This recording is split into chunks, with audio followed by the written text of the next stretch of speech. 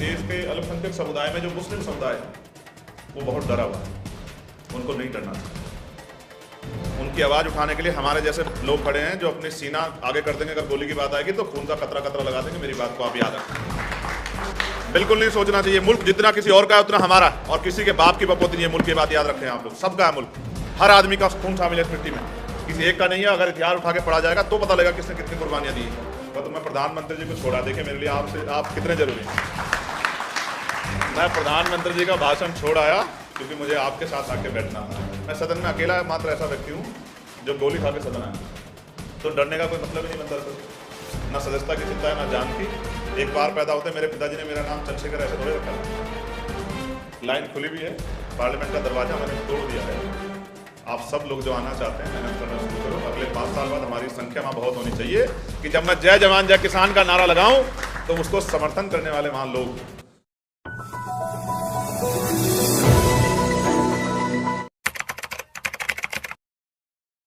एक साथी मुझसे पहले जो वक्ता बोल रहे थे वो कह रहे थे कि मैं छात्र संघ चुनाव पे भी, तो मैं अकेला व्यक्ति हूँ जो पिछले 2 महीने से लगातार छात्र संघ चुनाव पे बोल रहा हूँ कि छात्र संघ चुनाव बहाल होने चाहिए, क्योंकि मैं छात्र संघ चुनाव की अहमियत समझता हूँ।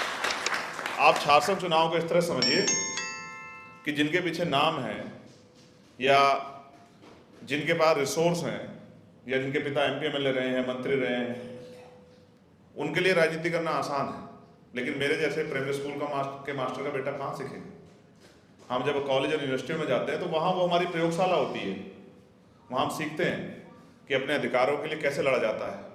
हम कास्ट सिस्टम से ऊपर उठते हैं, अपने साथियों के लिए लड़ना सीखते हैं, हम इंस्टीट्यूशन के खिलाफ लड़ते हैं, वहाँ पुलिस का भी सामना होता है, हमें कई बार परेशानियों का सामना भी होता है, तो हक के लिए लड़ना हम लोग वहाँ सीखते हैं। तो एक जरूरी क्लास है, लेकिन ताकतवर लोगों ने बंद कर दी। उनको लगता है कि फिर गरीबों के बच्चे नेता बन जाएंगे, और जब गरीबों के बच्चे नेता बनेंगे तो अपने हितों के लिए बोलेंगे, अपने मुद्दों पे बोलेंगे, अपने क्षेत्रों पे बोलेंगे।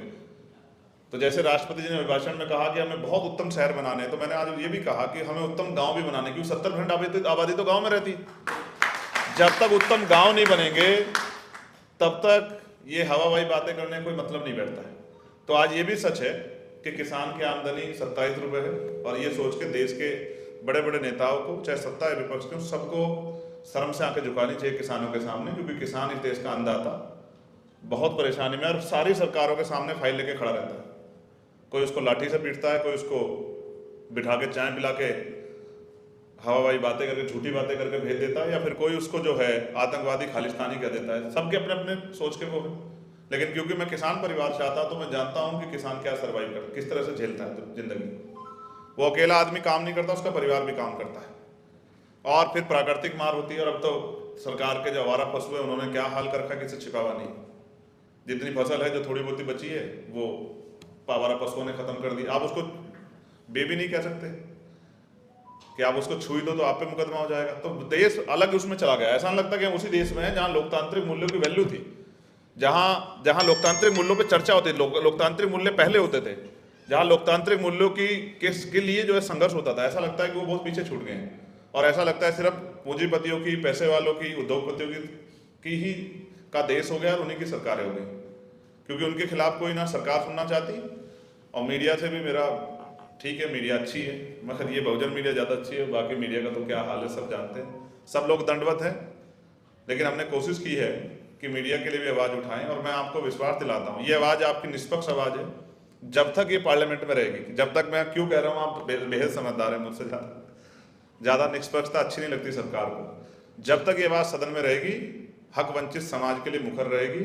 और मैं कोशिश ये करूँगा, और मुझसे सीखना चाहिए आप लोगों को, जो मुझसे उम्र में बड़े उनको भी,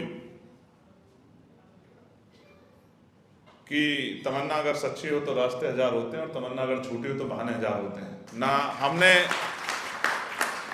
हमने सबको आजमा के देखा, कोई नहीं चाहता कोई नया आदमी खड़ा होकर आगे आए और अपने लिए कुछ बोले या अपने लिए कुछ करके दिखाए। हर आदमी नए आदमी का रास्ता रोकने के लिए बैठा। हमने बहुत लोगों को भरोसा किया। मेरे तो कड़वे अनुभव सत्ता के साथ विपक्ष के भी।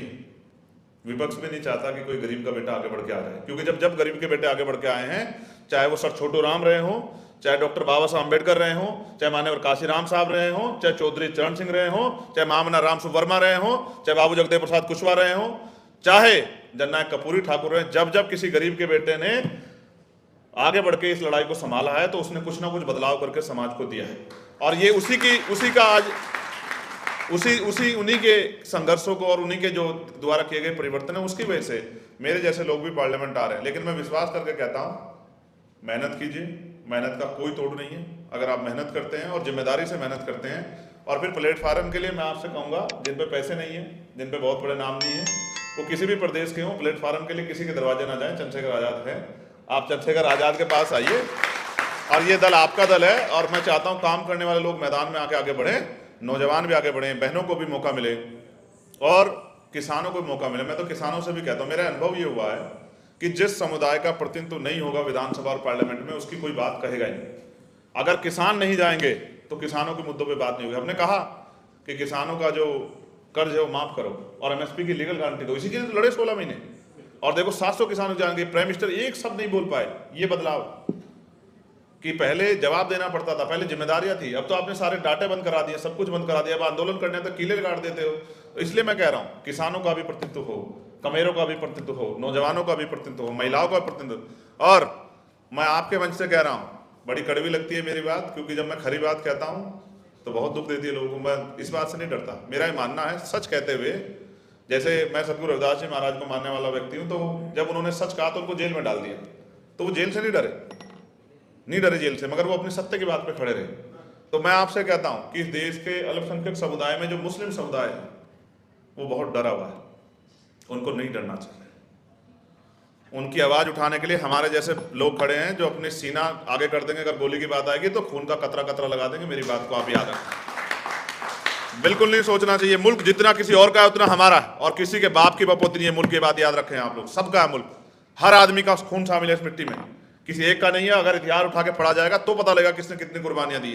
तो इसलिए आपसे कह रहा हूं, अपने मुल्क में अपने आप को अकेला मत समझो। हमारे जैसे बहुत सारे लोग हैं जो इस देश के संविधान से प्यार करते हैं, जो जिस देश की एकता से प्यार करते हैं। वो पहले आज़ादी से पहले भी लड़ते रहे और आज़ादी के बाद आज भी लड़ रहे हैं। मगर 75 साल बाद भी अगर महिलाओं पर शोषण होता है, मणिपुर जैसी घटना होती है, पहलवान बेटियों को कुचला जाता है, उनके सम्मान को नोचा जाता है, उनको पैरों से जूतों से कुचला जाता है, उनको खींचा जाता है, तो मेरे जैसे व्यक्ति का चुप बैठना वो उतना ही शर्मनाक है जितना जो लोग उस खेमे में बैठ के चुप हैं वो भी उनके बिल्कुल बराबर हो जाता है अगर वो चुप्पी थाम के बैठा, जो अपने आप को बहनों का भाई कहने की हिम्मत रखता है। ये उससे भी बड़ा विद्रोह, क्योंकि अन्याय करने वाले से अन्याय सहने वाला ज्यादा दोषी होता है। तो हम तो अपनी ड्यूटी को अदा कर रहे हैं और हमने की, और उसकी कीमत भी चुकाई कि हमें 4-4 गोली खानी पड़ी।